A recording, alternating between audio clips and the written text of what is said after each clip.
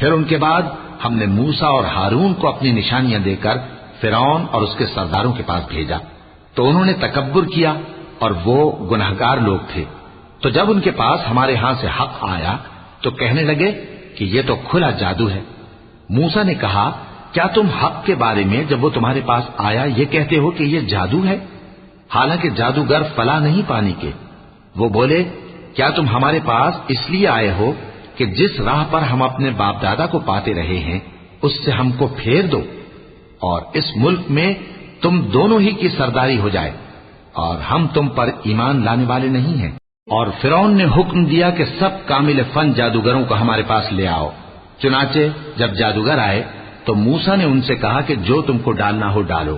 پھر جب انہوں نے اپنی رسیوں اور لاٹھیوں کو ڈالا تو موسیٰ نے کہا کہ جو چیزیں تم بنا کر لائے ہو جادو ہے، اللہ اس کو ابھی نیست و نابود کر دے گا۔